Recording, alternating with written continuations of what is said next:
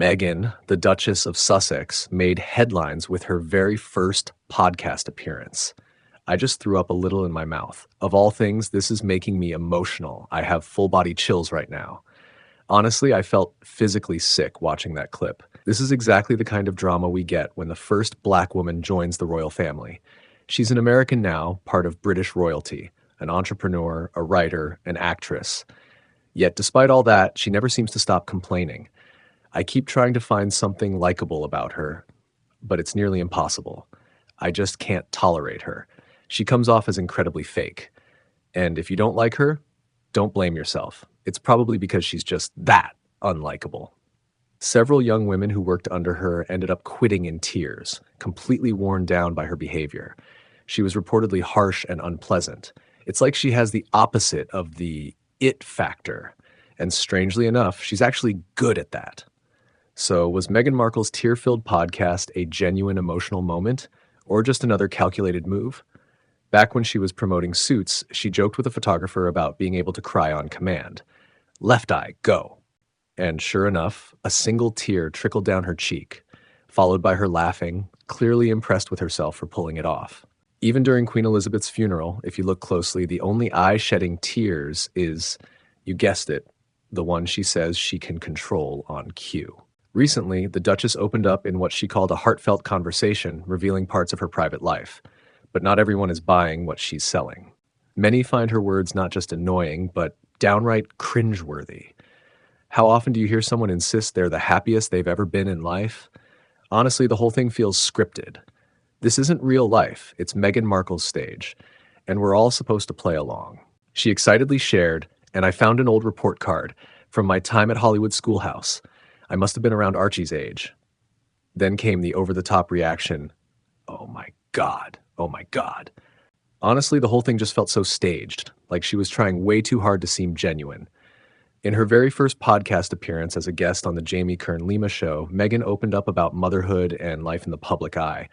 But it's hard to ignore the glaring contradictions. She seems obsessed with herself, always positioning as both the star and the victim. The whole thing is almost painful to sit through. Just take this one little snippet, for example. My gosh, I work so hard. I know what hard work looks like. I actually enjoy working hard. When everything sells out, it doesn't mean we're done.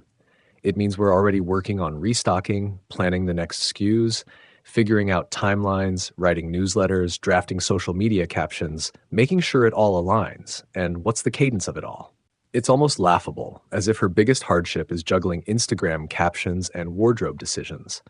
She also described a nightly ritual where she writes emails to her children, Archie and Lilibet, to preserve memories for their future.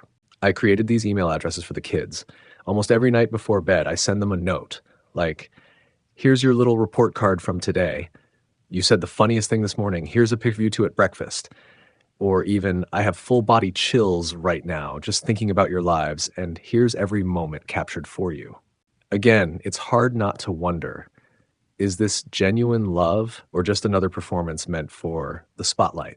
And really, one of the clearest signs of a compulsive liar is when they lie about the most random things, like saying you send your kids an email every single night. Come on, who's actually buying that? It just doesn't add up. So we're expected to believe that when her children turn 18, they'll each have a digital archive of 6,000 sentimental emails. Honestly, Meghan seems like the type of person who would happily reread 6,000 emails, especially if they were about her. During the interview, she read what was framed as a heartfelt note from her kids, tearing up as she spoke about wanting to be a loving, present mother. But audiences weren't moved. Many called it performative, accusing her of crafting stories on the fly just to look good. Then came this speech.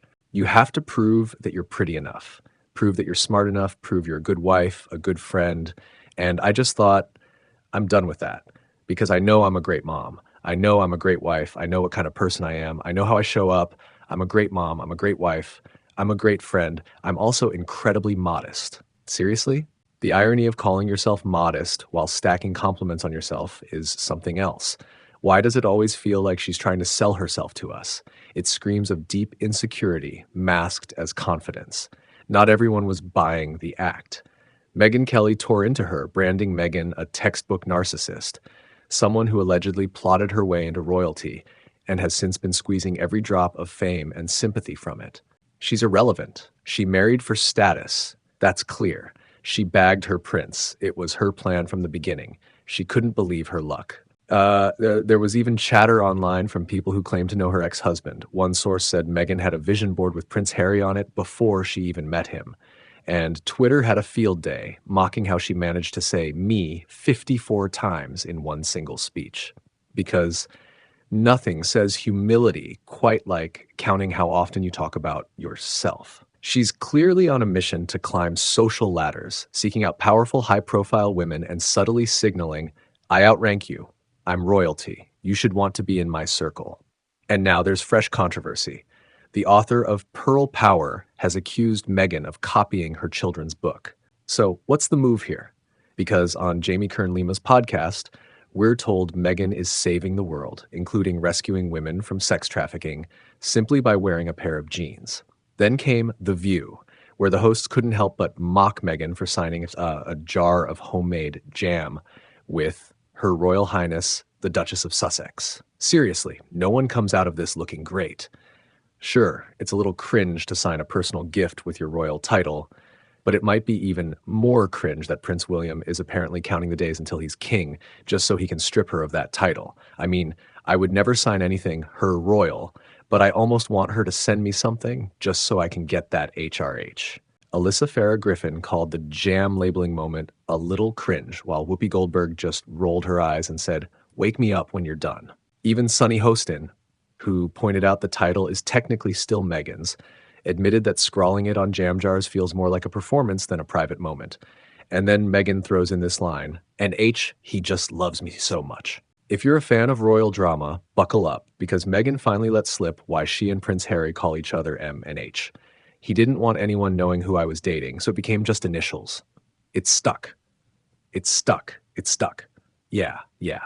And to this day, they apparently still say it everywhere, whether they're on a play date, at a party, or around strangers. M-H, a royal love story in alphabet form. What could it mean? A mystery for the ages. The spotlight didn't dim after the podcast. Fresh off her latest hiatus from taking a break, no less, Meghan Markle is back with a brand new Netflix trailer. And if you're wondering why she's diving back in, well, it's simple. When Oprah's your neighbor, keeping up the lifestyle comes at a price.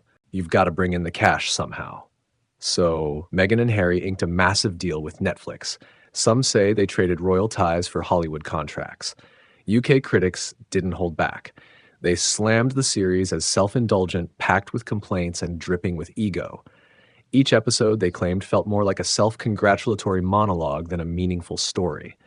The Daily Telegraph went further, calling the show queasy and exhausting, saying Meghan's ego was the real star, not her recipes or reflections. I've always loved taking something pretty ordinary and elevating it, Meghan says in one clip, surprising people with moments that let them know I was really thinking of them. The title of her show?